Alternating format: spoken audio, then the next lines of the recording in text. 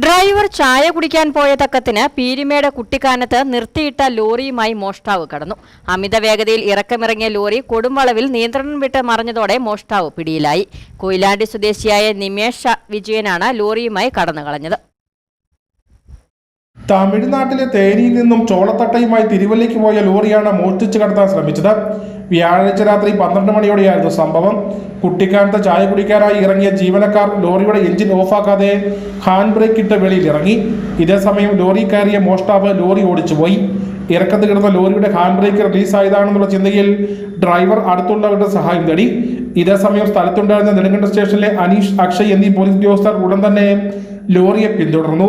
അമിത വേഗതയിൽ പോയ ലോറി കൊട്ടാരക്കര ഡണ്ടിഗൽ ദേശീയപാതയിൽ കൊടുംവളവിൽ മറിഞ്ഞു കിടക്കുകയായിരുന്നു. സമീപത്ത് പൊന്തക്കാട്ടിൽ ഒളിച്ചിരുന്ന മോഷ്ടാവിനെ ഇവർ രണ്ടുപേരും ചേർത്ത് പിടികൂടി പീരുമേട് പോലീസിന് കൈമാറി. കുട്ടിക്കാലത്തെ ക്ലാസ് പണി ചെയ്തു വന്ന സുഹൃത്തുക്കളെ കാണാൻ എത്തിയതാണ് ഇയാൾ. വണ്ടി സ്റ്റാർട്ടിങ്ങിലായിരുന്നു, ഹാൻഡ് ബ്രേക്ക് ഇട്ടതേ ഉള്ളൂ. അപ്പോൾ ചായക്ക് പറഞ്ഞ് അവരിങ്ങനെ നോക്കിക്കൊണ്ട് നിൽക്കുമ്പോഴത്തേന് വണ്ടി മുന്നോട്ട് ഉരുളുന്നുണ്ട്.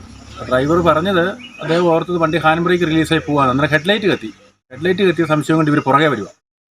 പുറകെ നോക്കി വണ്ടി ദൂരം പോരുന്നു. അന്നേരം തന്നെ അവിടെ കിടന്ന വേറൊരു വണ്ടി വിളിച്ച് അവരെല്ലാവരും കൂടെ പുറകെ വരുമ്പോഴത്തേനും ഈ ലൈറ്റ് വട്ടം കണ്ടു. ഈ വണ്ടി നല്ല സ്പീഡിലായിരുന്നു തോന്നുന്നു. അവർ വന്നപ്പോഴത്തേനും ഈ വണ്ടി ഇവിടെ മറിഞ്ഞു കഴിഞ്ഞു. ഇയാളുടെ പേരിൽ കൊയിലാണ്ടി പോലീസിൽ 6ലധികം ക്രിമിനൽ കേസുകൾ രജിസ്റ്റർ ചെയ്തിട്ടുണ്ടെന്ന് പോലീസ് പറയുന്നു. ഒരു എക്സൈസ് ഉദ്യോഗസ്ഥനെ കത്തിക്ക് കുത്തിയ കേസിൽ ഇയാൾ പ്രതിയാണ്. പീരുമേട് കോടതിയിൽ ഹാജരാക്കിയ പ്രതിയെ റിമാൻഡ് ചെയ്തു.